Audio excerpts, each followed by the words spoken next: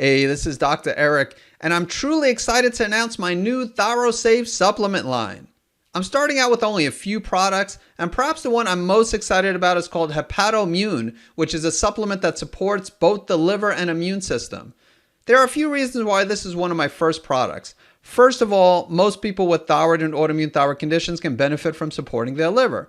And this is especially true with those who have hyperthyroidism and are taking anti-thyroid medication, but I find that most of my patients can benefit from taking liver support. And as far as the immune system, most people with the thyroid condition have Graves' disease or Hashimoto's, and so these people definitely could benefit from immune system support, although this is true even with those who don't have an autoimmune thyroid condition. Those with a non-autoimmune thyroid condition, or really people in general, can of course benefit from supporting their liver.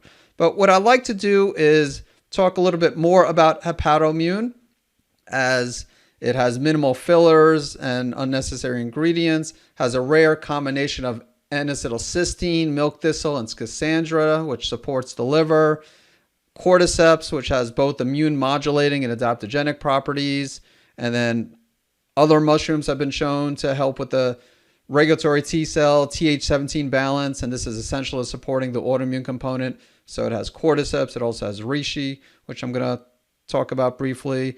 But to learn more about Hepatommune, you could also visit the website ThyroSave.com.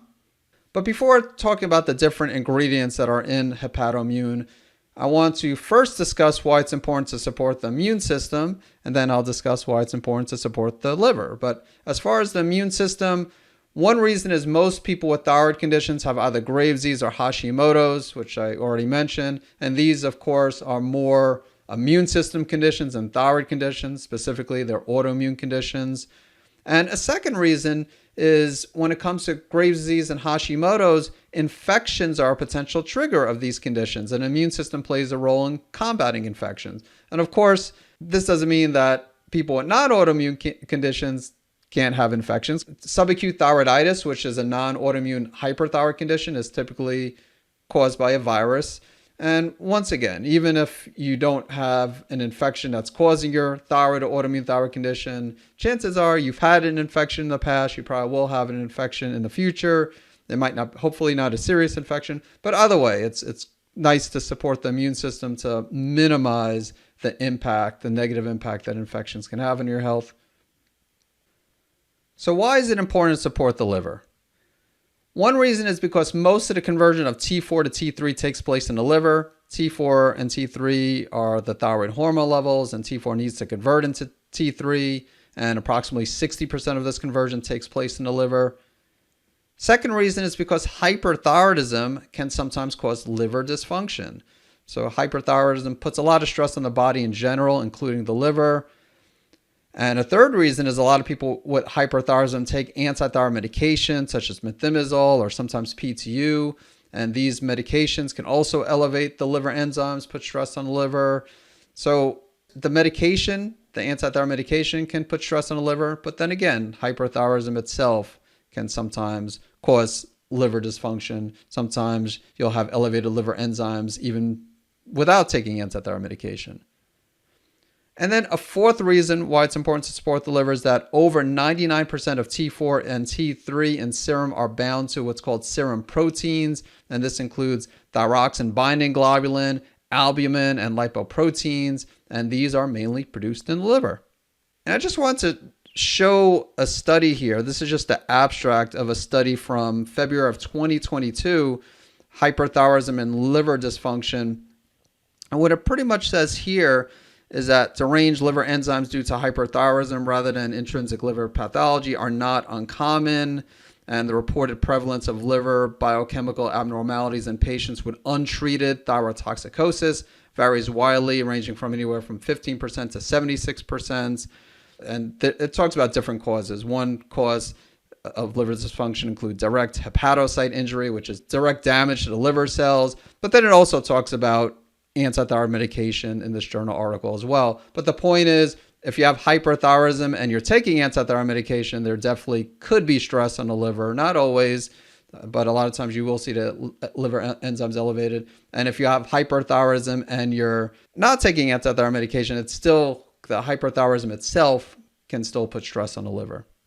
So now I'd like to discuss the different components, the different ingredients in Hepatommune, starting with N-Acetyl-Cysteine or NAC. Some people call it NAC. NAC, this is an acetylated form of the amino acid cysteine, a precursor to what's called glutathione, and this is an antioxidant that plays an important role in the detoxification pathways. NAC can also play a role in supporting the inflammatory response as well as oxidative stress, which is a factor with all autoimmune conditions, including Graves' disease and Hashimoto's thyroiditis. And I really do like NAC. Yeah. And then there's Reishi. So Reishi full spectrum. A few studies show that Ganoderma lucidium, which also known as Reishi, has hepatoprotective or liver protecting effects. It also has been widely used for the prevention and treatment of gastric cancer, hypertension, arthritis, hepatotoxicity, diabetes, asthma, nephrosis, and immunological disorders. And these numbers that you see, they're references. And I'll show you at the end of this presentation where you can check out those references. And then a number of different studies show that Reishi can help with the Th17 regulatory T cell balance. I mentioned that earlier when it comes to different types of autoimmune conditions. Regulatory T cells help to keep autoimmunity in check, while Th17 cells drive autoimmunity. So you want to have a balance of these Th17 regulatory T cells, which Reishi can help. And then Cordyceps. So research has shown that its properties include anti-aging, reparative, anti-cancer, anti-inflammatory, and as an antioxidant. Again, this is according to the research.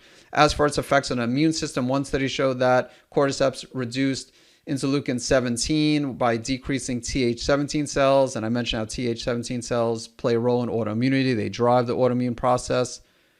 And this is a very cool study, as this involved 44 patients with Graves' disease and 56 patients with Hashimoto's thyroiditis, and it showed that at the end of treatment, TPO antibodies, which are also known as thyroid peroxidase antibodies, as well as TSH receptor antibodies, which are the antibodies associated with Graves' disease, they decreased by 40.06% and 46.94% of baseline in the Graves' disease patients.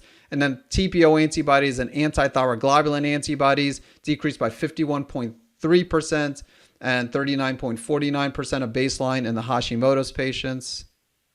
Milk thistle. So this is one of the more popular herbs. Many people know that it plays a role in supporting liver health. So the active complex of milk thistle is composed of 3 isomer flavonolignin, collectively known as silymarin. Milk thistle has antioxidant activity and inhibits the binding of environmental toxins, and it can prevent or reduce the severity of liver damage. Again, this is according to the research. And this herb can offer liver support for those with hyperthyroidism taking antithyroid medication, and even those arguably not taking antithyroid medication, because I mentioned that hyperthyroidism itself can put some stress on the liver. Chinese skullcap. So this is a common and widely used Chinese medicinal herb. According to the research, it can act as an analgesic, anti-inflammatory, anti-allergenic, antimicrobial, and also has anti-tumor properties. Schisandra. So you don't hear a lot about Schisandra, but this herb has been used for centuries as a plant of traditional Chinese medicine. The lignans of Schisandra has been investigated in hundreds of studies that have confirmed adaptogenic effects, central nervous system stimulation, hepatoprotective effects, again, protecting the liver, as well as potential anti-cancer potential. And then burdock. That's, again, another one you don't hear of too frequently. Burdock has been used therapeutically in Europe, North America, and Asia for hundreds of years.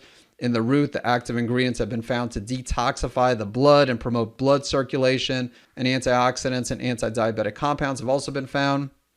In the seed, some of the compounds possess anti-inflammatory effects. And then another study showed that burdock root tea significantly decreased the levels of HSCRP, which is high sensitivity C-reactive protein, which is an inflammatory marker. So before wrapping up, just want to provide some additional information. The serving size of Hepatommune is 4 capsules per day.